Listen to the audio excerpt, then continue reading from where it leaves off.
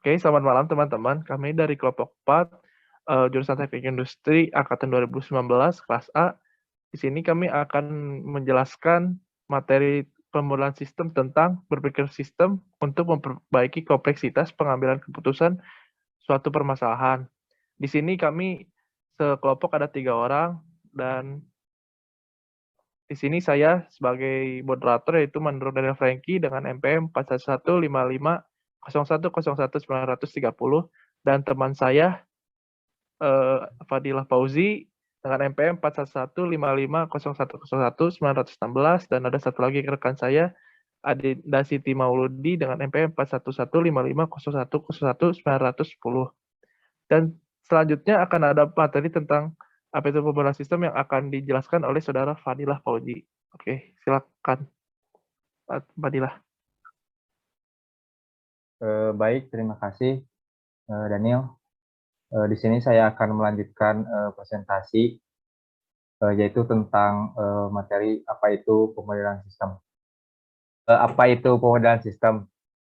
Sistem adalah suatu kumpulan elemen yang berhubungan dan berinteraksi yang membentuk suatu keseluruhan.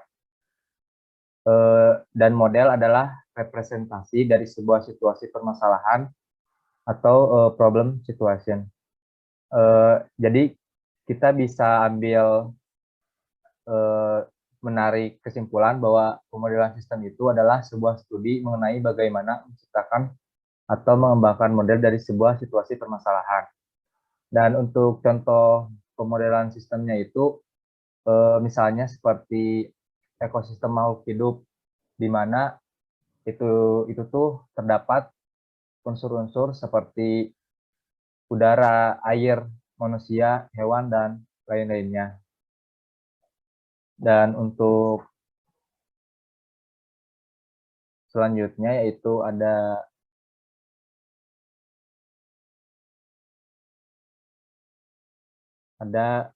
tentang berpikir sistem atau sistem thinking.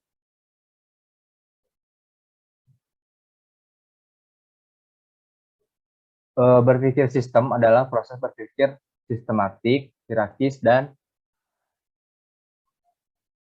menyeluruh dalam melihat suatu permasalahan sesuai dengan kepentingan, lingkungan yang relevan, dan batasan sistemnya.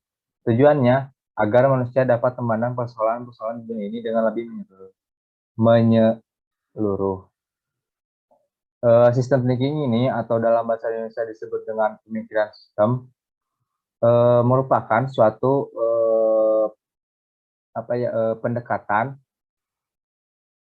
untuk dapat memahami berbagai macam sistem dengan menekankan pada hubungan antar elemen yang ada pada suatu sistem.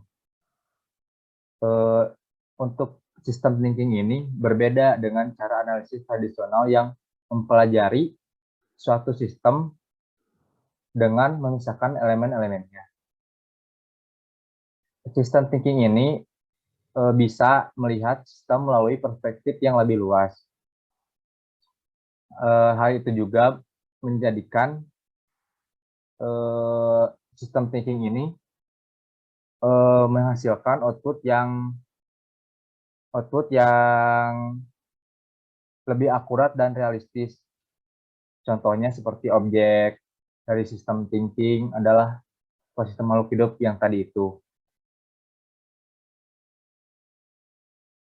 Selanjutnya adalah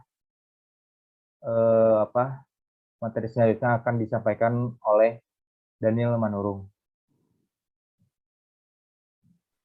Oke, terima kasih Fadil.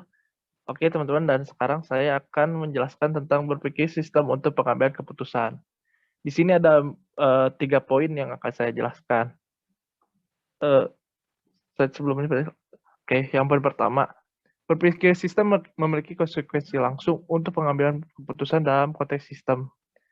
Kedua, sebagai pendekatan untuk menyelesaikan permasalahan yang membutuhkan pemikiran holistik maupun pemikiran reduksionis secara seimbang. Sistem thinking mampu menyelesaikan permasalahan yang sulit dengan sangat efektif, apalagi di dalamnya melibatkan permasalahan yang kompleks.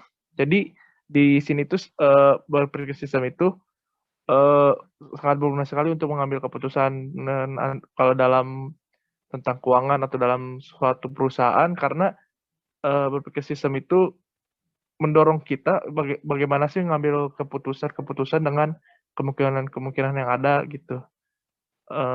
Oke, selanjutnya Fadil. Selanjutnya.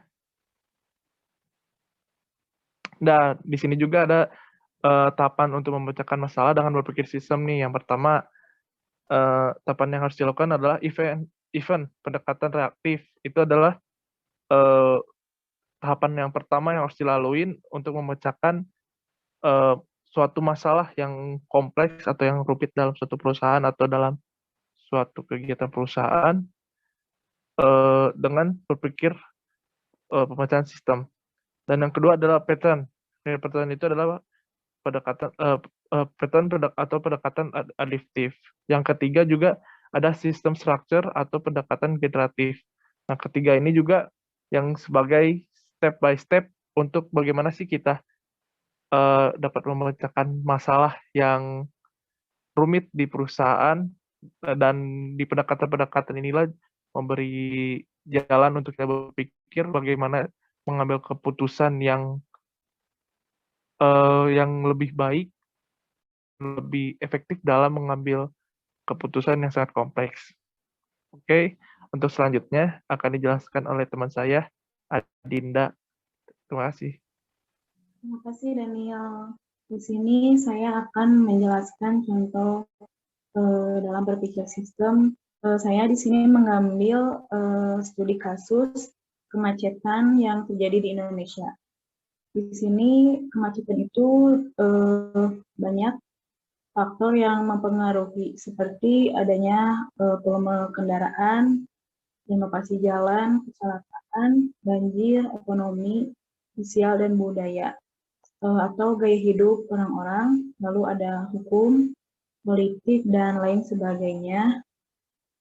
Nah, kemacetan yang terjadi di Indonesia ini perlu adanya pemikiran untuk mengetahui apa sih penyebab yang berpengaruh pada kemacetan ini yang paling utama itu.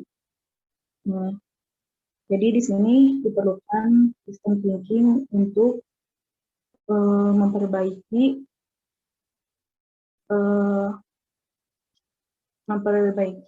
masalah kemacetan ini agar lebih efektif dan kita bisa memperbaikinya. Nah, selanjutnya Fadil. Nah, di sini jika kita berpikir dengan traditional thinking atau linear thinking, ini tidak akan menyelesaikan permasalahan karena hanya satu arah. Jadi di sini terlihat yang menyebabkan kemacetan itu cuma satu arah, seperti renovasi jalan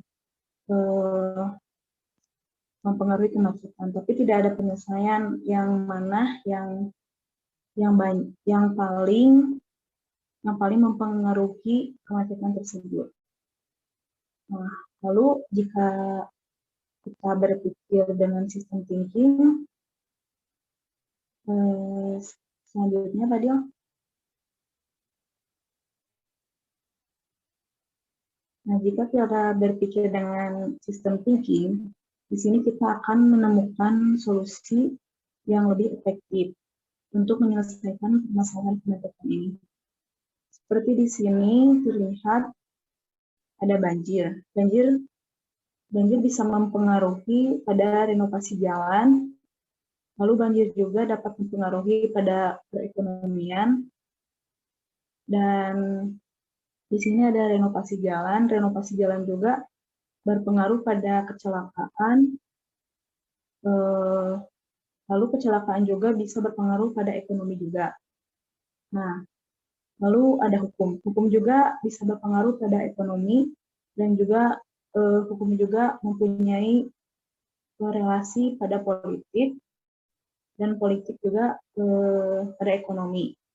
Nah, di sini politik juga bisa berpengaruh pada sosial dan budaya, dan di sini ada volume kendaraan. jika kita lihat pada bagian ini, semua permasalahan ini mengacu pada volume kendaraan. Berarti yang sangat mempengaruhi pada permasalahan kemacetan ini adalah volume kendaraan. Lalu selanjutnya Fadil, di sini kita tarik kesimpulan setelah melihat bagan sistem thinking di atas, kita dapat mengetahui bagaimana permasalahan kemacetan di Indonesia, yaitu yang disebabkan oleh faktor volume kendaraan.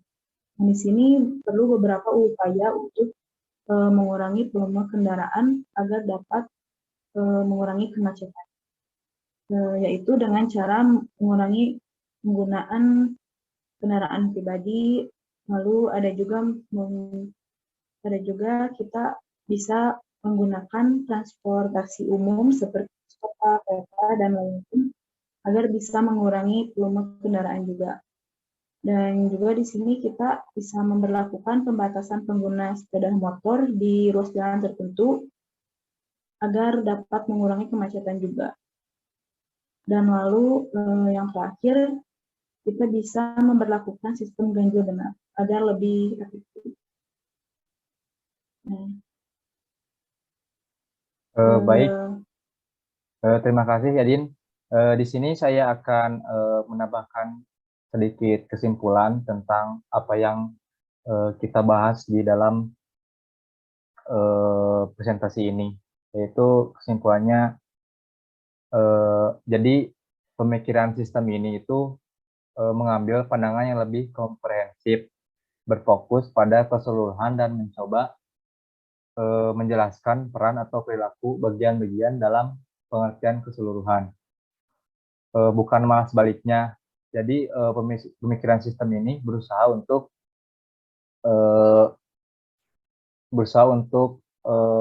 mengefektifkan dalam hal sistem secara keseluruhan daripada efisiensi sempit yang di bagian-bagiannya gitu. Nah, untuk sistem thinking ini juga dapat digunakan sebagai pendekatan untuk memahami suatu permasalahan dengan melihat masalah ini itu sebagai bagian dari sistem keseluruhan, bukan sebagai bagian yang terpisah dan tidak terkait dengan elemen-elemen yang lain di sekelilingnya. Pendekatan dalam menggunakan sistem thinking ini juga merupakan metode dengan melihat sistem secara holistik dan menganalisanya itu melalui hubungan sebab akibat dari setiap elemen yang terkait. Seperti contoh yang kemacetan di Jakarta tadi, dari berdasarkan sistem thinking-nya itu, kemacetan itu disebabkan oleh angkutan umum yang tidak memadai, terus konsumsi kendaraan berlebih, kebiasaan dan pola pikir masyarakatnya yang ya mau apa ya disebutnya itu mau mengendarai kendaraan pribadi gitu dan nggak mau melihat dan nggak mau memakai kendaraan umum kayak angkot seperti itu. Nah, juga dari faktor parkir yang sembarangan, terus pedagang kaki lima yang liar yang ada di sisi-sisi jalan itu juga menjadi faktor yang sangat penting gitu, yang menyebabkan kemacetan di Jakarta tersebut. Baik, mungkin segitu saja kesimpulan dari kita. Baik Daniel, mungkin gimana ada tambahan dan penutupannya? Enggak.